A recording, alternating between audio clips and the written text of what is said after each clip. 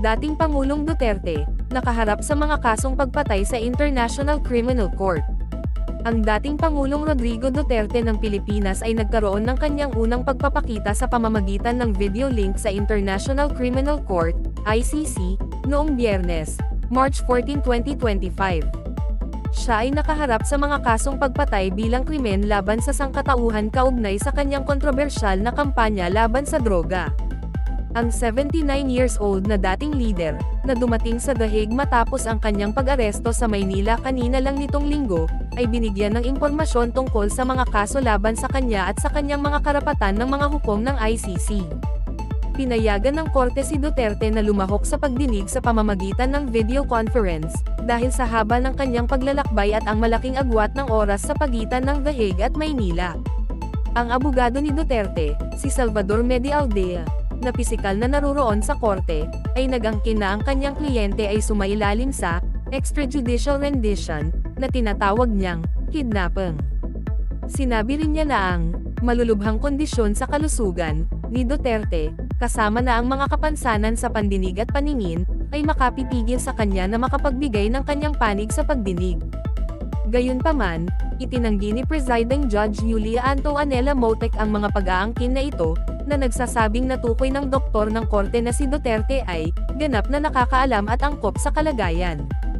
Inaangkin ng ICC na si Duterte, na nagsilbi bilang parehong Pangulo ng Pilipinas at Mayor ng Davao City sa panahong pinag-uusapan, ay responsable sa pagkamatay ng hindi bababa sa 43 individual sa pagitan ng 2011 at 2019. Sinasabi ng korte na ang mga pagkamatay na ito ay naganap sa ilalim ng pangangasiwa ng mga tagapagpatupad ng batas ng Pilipinas at, sa ilang mga kaso, sa tulong ng mga individual na hindi kaanib sa pulisya.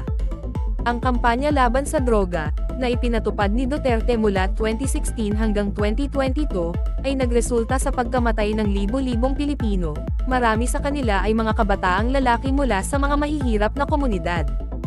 Habang binabanggit ng datos ng pulisya ang 6,000 pagkamatay, tinataya ng mga grupo ng karapatang pantao na ang bilang ng namatay ay maaaring umabot sa 30,000, kung saan ang mga inosenteng sibilyan at mga bystander ay madalas na nasasangkot sa crossfire.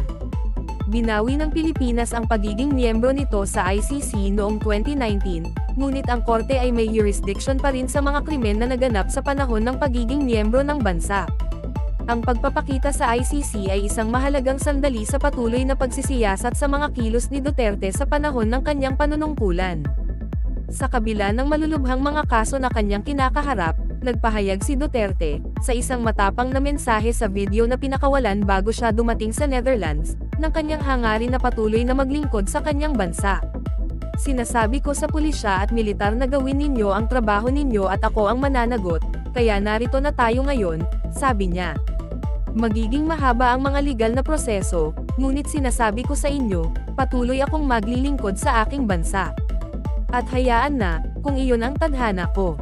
Ang pagsisiyasat ng ICC sa mga kilos ni Duterte ay malamang na magiging mahaba at complicated. Sa isang pahayag, pinuri ng Amnesty International ang pagpapakita bilang isang simbolikong sandali at isang araw ng pag-asa para sa mga biktima ng kampanya ni Duterte, at para sa mga tagapagtaguyod ng karapatang pantao na matagal nang nagsusumikap para sa katarungan.